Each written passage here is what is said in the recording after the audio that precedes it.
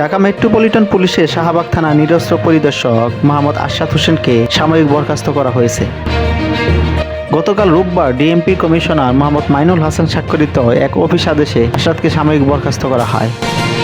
গত 31 জুলাই বৈষম্য বিরোধী ছাত্র আন্দোলনের মার্চ ফর জাস্টিস কর্মসূচি পালনকালে ঢাকার নিউ মডেল ডিগ্রি কলেজের রাষ্ট্রবিজ্ঞান বিভাগের শিক্ষার্থী নাহিদুল ইসলামের মুখ চেপে ধরেছিলেন আরশাদ।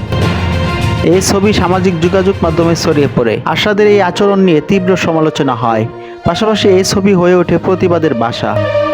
শিক্ষার্থী নাহিদুল শুরু থেকেই বৈষম্য বিরোধী ছাত্র আন্দোলনের সঙ্গে যুক্ত ছিলেন। সেদিনের ঘটনা সম্পর্কে নাহিদুল বলেন, শতাধিক মানুষের মাঝে র্যালি নিয়ে এগোচ্ছিলেন তারা। হাইকোর্টের ঈদগাহ গেটের সামনে এলে পুলিশ তাদের পথ রোধ করে, কয়েকজনকে আটক করা হয়। শিক্ষার্থীদের ধীরে ধীরে মৎস্য ভবনের কাছে নিয়ে আসে পুলিশ। তখনও স্লোগান দিচ্ছিলেন তিনি। এই সময় দুজন পুলিশ সদস্য তাকে টেনে নিয়ে যেতে থাকেন, গালাগাল করতে থাকেন। একজন পুলিশ তার মুখ চেপে ধরেন। ডিএমপির পক্ষ থেকে বলা হয়েছে, পুলিশ একটি সুশৃঙ্খল বাহিনী।